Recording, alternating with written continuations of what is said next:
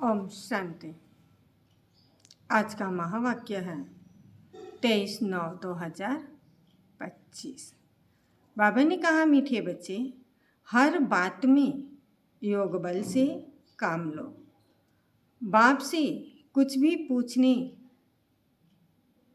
की बात नहीं है। तुम ईश्वरीय संतान हो, इसलिए कोई भी आसुरी काम मत करो। प्रश्न है, तुम्हारे इस योग बल की करामात क्या है?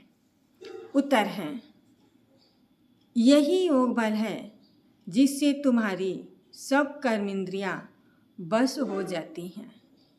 योग बल के सिवाय तुम पावन बन नहीं सकते। योग बल से ही सारी सृष्टि पावन बनती है। इसलिए पावन बनने के लिए व भोजन को शुद्ध बनाने के लिए याद की यात्रा में रहो। युक्ति से चलो, नम्रता से व्यवहार करो। ओम शांति। रूहानी बाप रूहानी बच्चों को समझाते हैं, दुनिया में किसको मालूम नहीं है कि रूहानी बाप आकर स्वर्ग की या नई दुनिया की स्थापना कैसे करते हैं। कोई भी नहीं जानते हैं। तुम बाप से कोई भी प्रकार की मांगनी नहीं कर सकते। बाप सब कुछ समझते हैं। बाप सब कुछ समझते हैं। कुछ भी पूछने की दरकार नहीं रहती। सब कुछ आपे ही समझ जाते हैं। बाबा कहते हैं, मुझे कल्प कल्प इस भारत खंड में आकर क्या करना है सो मैं जानता हूँ, तुम भी जानते हो। रोज रोज समझाते रहते हैं।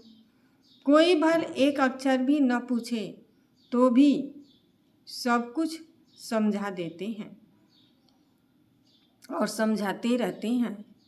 कभी पूछते हैं, खान पान की तकलीफ होती है। अब यह तो समझ की बात है। बाप ने कह दिया है, हर बात में योग बल से काम लो, याद की यात्रा से काम लो। और यहाँ भी योग बल ही है। और कहाँ भी जाओ तो मुख्य बात बाप को याद जरूर करना है और कोई भी आसुरी काम नहीं करना है। हम ईश्वरीय संतान हैं, वह है सबका बाप।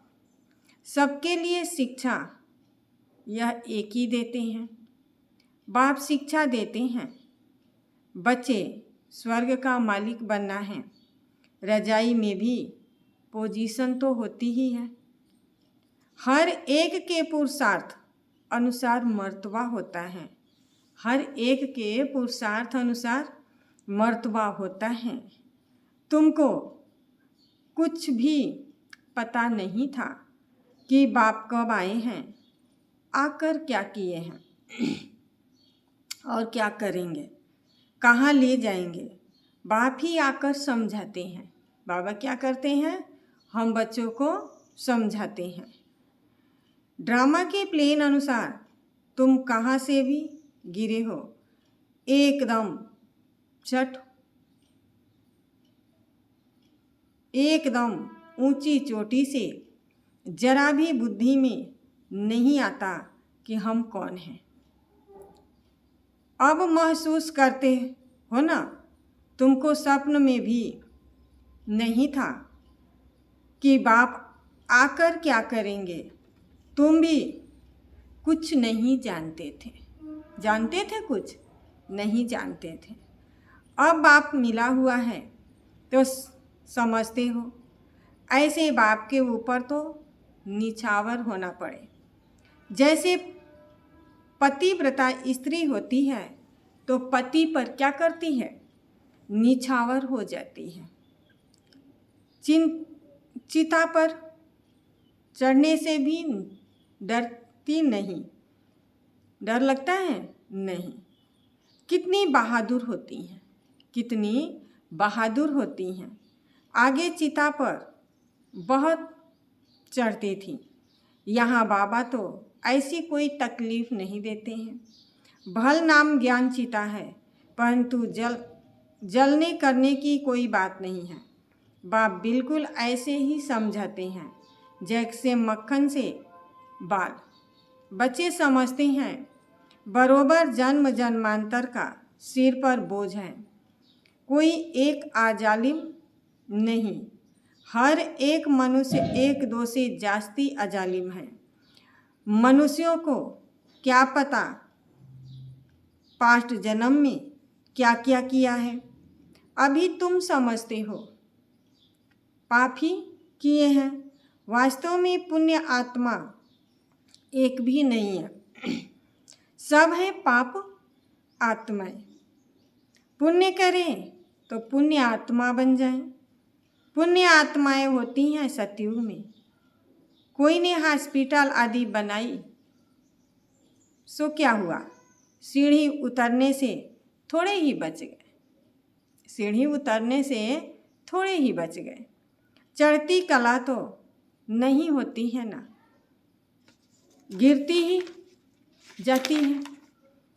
यह बाप तो ऐसे विलवेट है जिस पर कहते हैं जीते जी निछावर जाएं, क्योंकि पतियों का पति बापों का बाप सबसे ऊंचा है। बाबा क्या है, पतियों का पति है, बापों का भी बाप है। बच्चों को अभी बाप जगा रहे हैं। ऐसा बाबा जो स्वर्ग का मालिक बनाते हैं, कितना साधारण है। शुरू में बच्चियां जब बीमार पड़ती थीं तो बाबा खुद उन्हों की सेवा करते थे। अहंकार कुछ भी नहीं।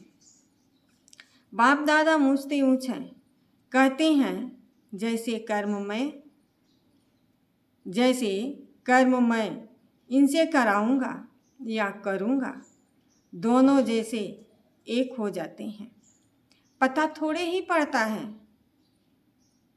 बाप क्या करते हैं, दादा क्या करते हैं। कर्म कर्म विकर्म की गति बाप ही बैठ समझाते हैं। बाप बहुत ऊंच है। माया का भी कितना प्रभाव है। ईश्वर बाप कहते हैं ऐसा मत करो, तो भी नहीं मानते। भगवान कहते हैं मीठे बच्चे यह काम नहीं करना है, फिर भी उल्टा काम कर लेते हैं। क्या करते हैं, फिर भी उल्टा काम कर लेते हैं। उल्टे काम के लिए ही मना करेंगे ना। लेकिन माया भी बड़ी ज़बरदस्त है। भूले चूके भी बाप को नहीं भूलना है। कुछ भी करे, मारे अथवा कूटे, ऐसा कुछ बाप करते ही नहीं है। न मारते हैं न कूटते हैं, कितने प्यार से समझाते हैं। परंतु यह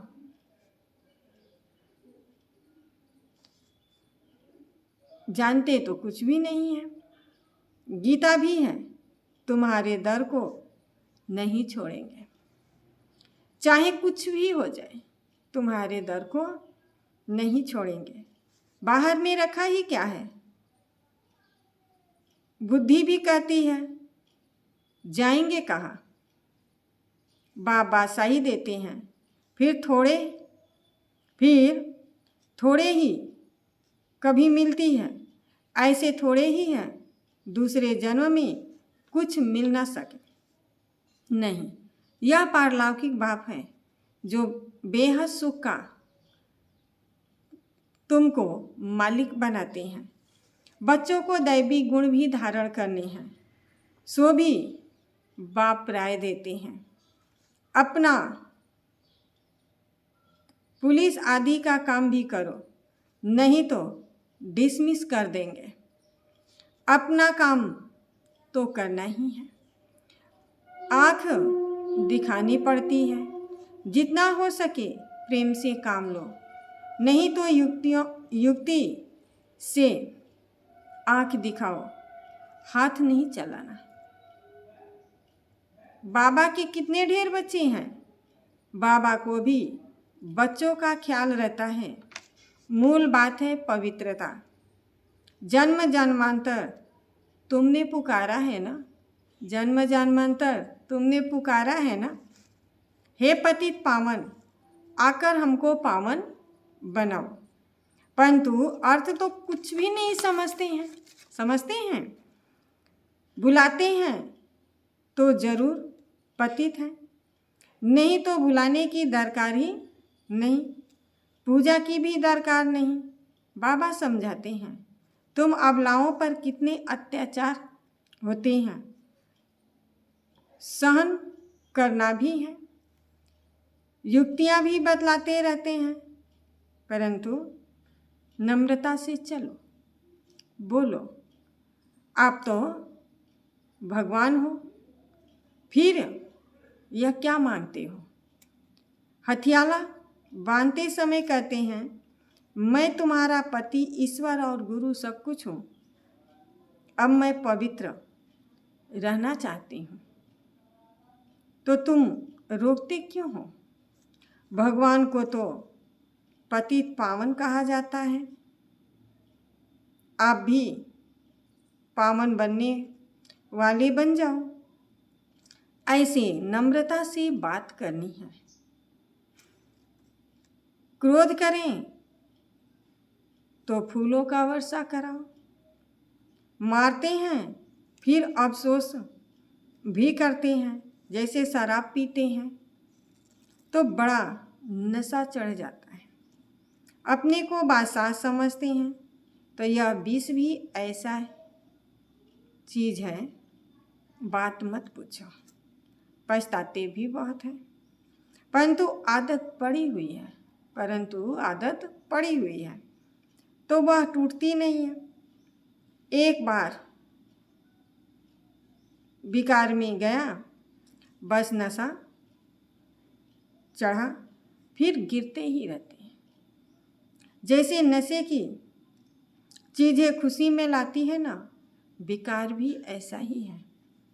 यहाँ फिर बड़ी मेहनत है, सिवाय योग बल से कोई भी कर्म इंद्रियों को वश नहीं कर सकते।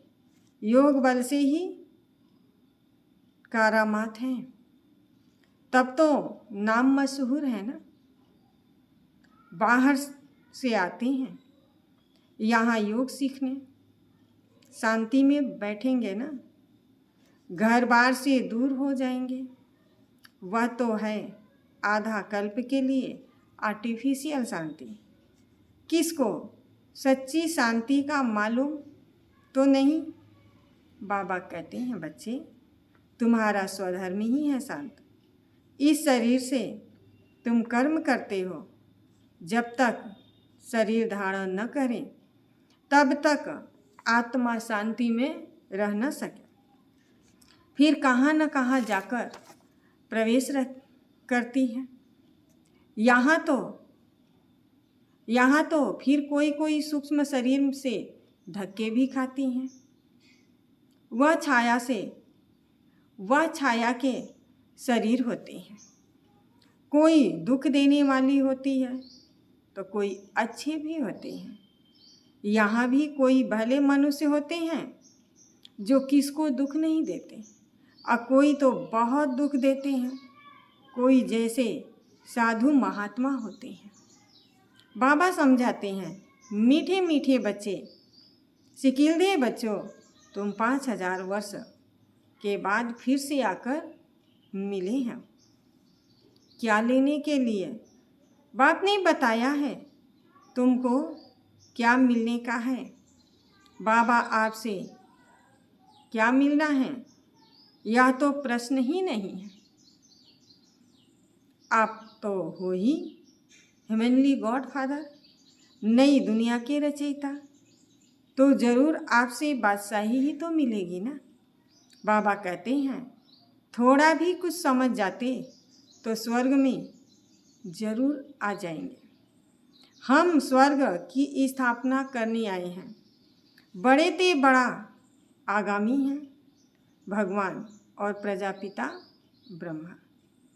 तुम जानते हो विष्णु कौन है? और कोई को भी पता नहीं है।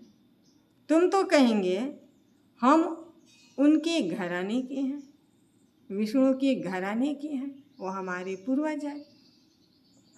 यह लक्ष्मी नारायण तो सतयुग में राज करते थे। यह चक्र आदि वास्तव में विष्णु को थोड़े ही है। यह अलंकार हम ब्रह्मा के ही हैं, हम ब्राह्मणों के ही हैं। अभी यह नॉलेज है, सतयुग में थोड़े ही यह समझाएंगे। ऐसी ऐसी बातें कि कोई में ताकत नहीं है, ऐसी ऐसी बात करने की किसी में ताकत नहीं है। तुम इन 84 जन्मों के चक्र को जानते हो, इनका अर्थ कोई समझ न सके। बच्चों को बाप ने समझाया है, बच्चे समझ गए हैं। हमको तो यह अलंकार सौंपते नहीं हैं। हम अभी शिक्षा पा रहे हैं, पुरुषार्थ कर रहे हैं, फिर ऐसे बन जाएंगे स्वदर्शन चक्रधारी। तो स्वदर्शन चक्र फिराते फिराते हम देवी देवता बन जाएंगे। स्वदर्शन चक्र अर्थात रचयिता और रचना के आदि मध्य अंत के ज्ञान को जानना। सारी दुनिया में कोई भी यह समझा नहीं सकते कि हम सृष्टि चक्र कैसे फिराते हैं। बाप कितना सहज कर समझाते हैं। इस चक्र की उम्र इतनी बड़ी तो हो नहीं सके। मनुष्य सृष्टि का ही समाचार सुनाते हैं कि इतने मनुष्य हैं, ऐसे थोड़े ही बताया है ना कि कछुए कितने हैं, मछलियाँ आदि कितनी हैं। मनुष्यों की ही बात है। तुमसे भी प्रश्न पूछते हैं, बाप सब कुछ बतलाते हैं, सिर्फ उन पर पूरा ध्यान देना है। बाप सब कुछ बतलाते हैं, सिर्फ उन पर पूरा ध्यान देना है। बाबा ने समझाया है, योग बल से तुम सृष्टि को पावन बनाते हो, तो क्या योग बल से खाना शुद्ध नहीं कर सकते हो? अच्छा, तुम तो ऐसे बने हो, फिर कोई को आप समान बनाते हैं। अभी तुम बच्चे समझते हो कि बाप आया है स्वर्ग की बादशाही फिर से देने, तो उनको रिफ्यूज नहीं करना है। विश्व की बादशाही रिफ्यूज की तो खत्म, फिर किचड़े के डिब्बे में जा पड़ेंगे। यह सारी दुनिया है किचड़ा, तो उनको रिफ्यूज ही कहेंगे। दुनिया का हालत देखो क्या हो गया है। तुम तो जानते हो हम विश्व के मालिक बनते हैं, यह किसको भी पता नहीं है कि सतयुग में एक ही राज्य था। मानेंगे ही नहीं। अपना घमंड रहता है तो फिर जरा भी सुनते नहीं है, क्योंकि अपना घमंड है ना, तो कितना भी आप समझा लो समझेंगे नहीं। कह देते हैं यह सब आपकी कल्पना है, कल्पना से ही यह शरीर आदि बना हुआ है। अर्थ कुछ भी समझते नहीं है, बस यह ईश्वर की कल्पना है। ईश्वर जो चाहे सो बनाते हैं, उनका यह खेल है।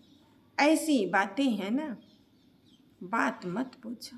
इतने मुझे हैं कि बात मत पूछो। अभी तुम बच्चे जानते हो बाबा आया हुआ है, बाबा आया हुआ है।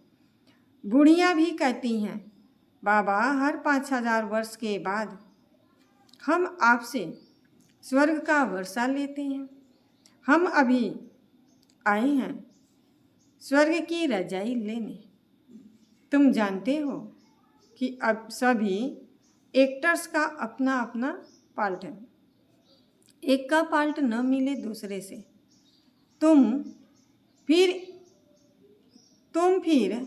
इसी ही नाम रूप में आकर इसी समय बाप से वर्षा लेने का पुरुषार्थ करोगे। बाबा ने कहा जैसे अभी आए हो ऐसे 5000 वर्ष बाद फिर आप इसी रूप में इसी जगह पर आएंगे। कितनी अथाह कमाई है। भल बाबा कहते हैं थोड़ा भी सुना है, थोड़ा भी सुना है तो स्वर्ग में आ जाएगा। परंतु हर एक मनुष्य पुरुषार्थ तो ऊंच बनने का ही करते हैं ना, तो पुरुषार्थ फर्स्ट करना है। अच्छा, मीठे मीठे सिकिल दे बच्चों प्रति माता पिता बाप दादा का याद प्यार गुड मॉर्निंग। रूहानी बाप की रूहानी बच्चों को नमस्ते। हम रूहानी बच्चों की रूहानी बाप दादा को याद प्यार गुड मॉर्निंग और नमस्ते नमस्ते नमस्ते। सदा रहो हंसते हंसते। धारणा के लिए मुख्य सार है, जैसे बाप बच्चों की सेवा करते हैं, कोई अहंकार नहीं, ऐसे फॉलो फादर करना है। बाप की श्रीमत पर चलकर विश्व की बादशाही लेनी है, रिफ्यूज नहीं करनी है। दूसरी पॉइंट है श्रीमत पर चलकर, दूसरी पॉइंट है